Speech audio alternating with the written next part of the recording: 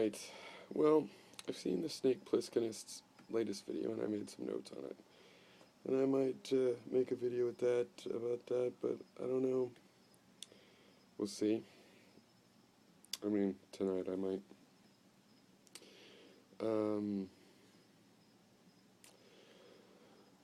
The thing is, there's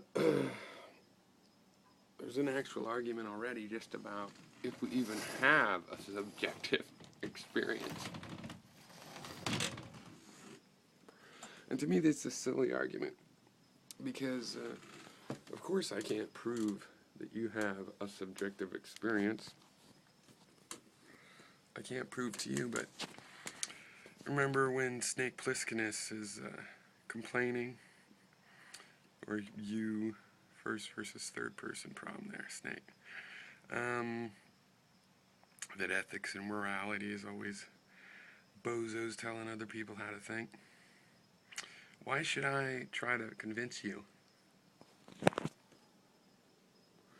It's like if when you drop something, it bangs on the ground, and I'm going, hey, why does it do that? And you're like, well, prove to me it does. No, that's not the question.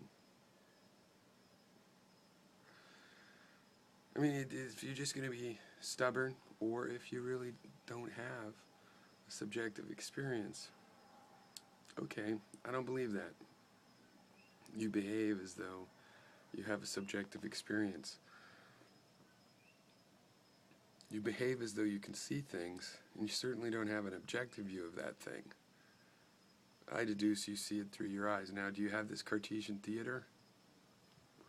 Or does it just go in there and you have no internal dialogues, no sense of self?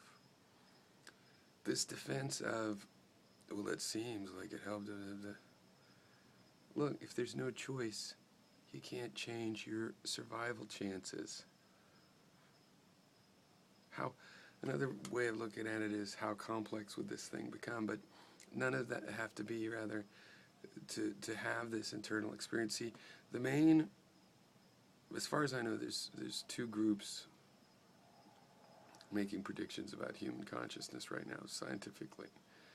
One of those groups is the computational people, and they seem to think that if they can create something as complex as the brain and neural network simulated in a computer, it'll be conscious as well. But really, it'll pass the Turing test possibly.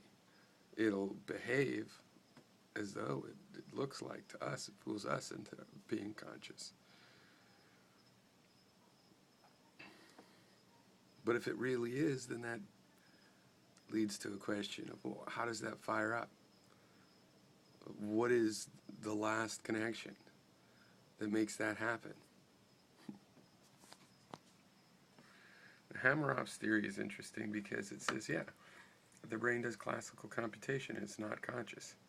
There's this physics here that makes the difference between that and when it is conscious.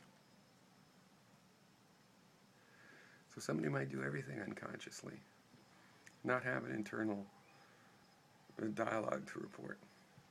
Of course, technically, I would still have to call that subjective information. It's still processing subjective information.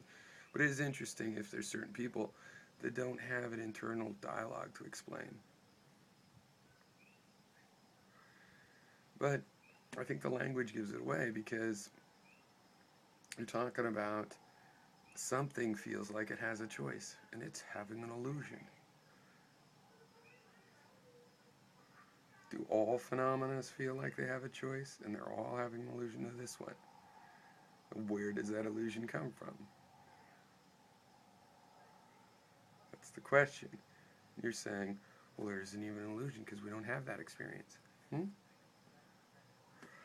I mean, first of all, why would I want to convince you of that? Why would I need your confirmation to explain, for me to believe I had the experience?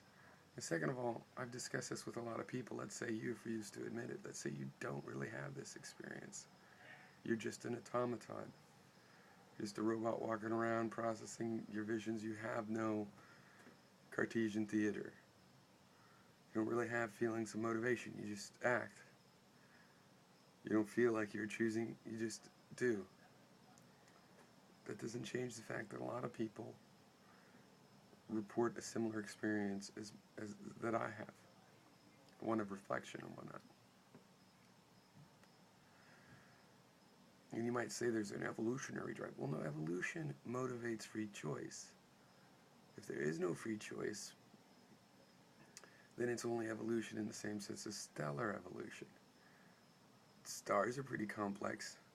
Do you think they have the subjective illusion of choice? Do they have the Cartesian theater upon which that illusion can be acted out? I pretty much view it as either just obstinance or extreme lack of introspection. If people don't realize that there's a subjective process of consciousness, that there's a difference between things they're conscious of and things they're not conscious of, and this consciousness is a lot like a stage in which perceptions come through, and perhaps we're on the stage as well, interacting with these perceptions. And how a mechanical thing could have that process is not understood yet. Now, I'm saying it's not understood. You guys are saying, we don't have to bother about it, it's just natural. It comes naturally. And you say, I'm being magical because I look for a reason, and you go, well, no, it's just that, things drop. There's no reason. And I'm going, well, what about a theory of gravity? No, don't need that. It's natural. That explains it. Might as well say God arranges for it. I don't think so.